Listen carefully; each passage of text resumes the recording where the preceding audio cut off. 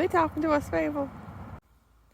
Hi, BookTube. We made it to the last day of September, and I managed to film the daily vlogs after I saw people at the beginning of the month participating in Shorty September. This is my first time participating in this readathon, and I just like the idea of the daily vlogs, and I was like, why not get back into the habit of filming after having like very periodical filming here and there, and I had a really long vacation, so it was nice to get back in the groove of things. And it was really nice too, like with reading, not reading as much with my trip, to really just catch up on reading. And I need to do a wrap up of what I've read this month, but I think it's 70 or 80 books, something like that. But as for today and this weekend, my plans of going to the beach this weekend are completely nixed because I mentioned the other day I took my car to the shop to get little maintenance things done, and it's still not done. I don't know if there was a backlog on things, if there's like a part they have to order, I don't know. But I'm looking at probably not getting my car until Monday. So if I do make it to the beach sometime next week, which I would really like to do before it gets cold, or just like inclement weather, then because next week seems to be like a good time to go.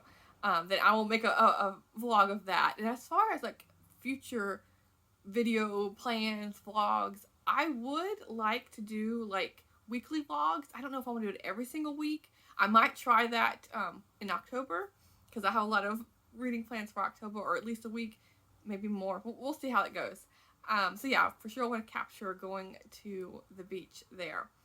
So what I read today, I finished reading Mary Kay Andrews' book, Happy Never After. I mentioned this on yesterday's blog, and it's following a detective / cleaning business lady owner, and it has some funny moments here and there, but it is grittier than her other books, and I think I mentioned that as well. But yeah, it was really good. It was like, I think it's like the 4th or 5th book in the series of like 10 or so, and I would recommend starting with the very first one, because you do get to follow her, what's going on in her life, and her relationship with her mom, which is, it's very funny, because they're kind of like a love-hate relationship going, and they live together and they work together, and they have this history, and then her love life as well. So I do recommend starting with the very first one, but this is like the middle one, and it was good. And then I wrapped up the trilogy, the Humanities, and I read this series years and years and years ago. Completely forgot what was going on with it, because I think I mentioned after I finished the second one, there's so much death happening in each of these books. It's all about revenge, and basically, you're the justice. You're gonna do what you think's best, and not follow like Law and Order kind of thing. But the last one, because when I was saying that, I was saying how the third one, like, is everyone gonna die? Because I couldn't remember, because it's been a long time since I read this trilogy. But no, it all wraps up because the Furies, which are like the Humanities, they come together. There's a trial, and there's actually now a court of law, and they're discussing what's been happening, and it all wraps up to where maybe not take vengeance in your own hands, kind of deal. So yeah, this was good, and I'm happy to finally have reread this, because I got this book from a free library years ago, and it's been on my shelf ever since. But thanks to Shorty September, I pulled it off and got this one reread. And then the other book I finished today was Aunt Flossie's Hats and Crab Cakes Later.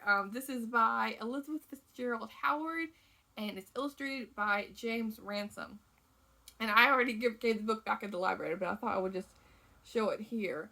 But I found this book because a couple weeks ago I was reading a children's book called Peepers, and it was all about a family that is running like a tour bus in Vermont and showing people the leaves and like little villages around Vermont. And so it was illustrated by this same illustrator who did this one.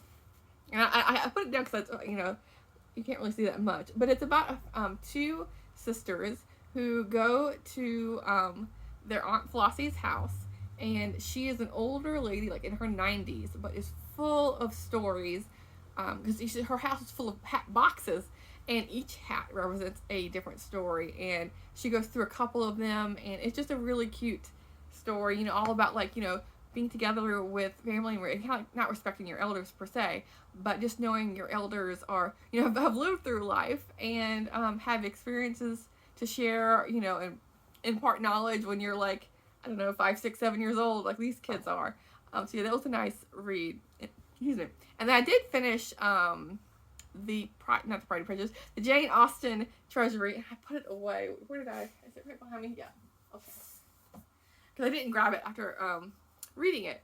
But as I mentioned the other day, I was so disappointed because the little ephemera stuff on the back here, it's like an envelope sprinkled throughout the book, and I thought it had them all, but no, it only has a couple. They're all, so many of them are tore out.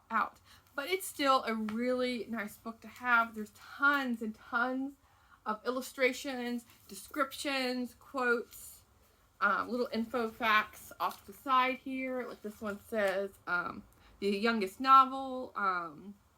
It gives you like some backstory on different, you know, different stories and whatnot, like history behind it and what inspired her to write some of these stories, etc.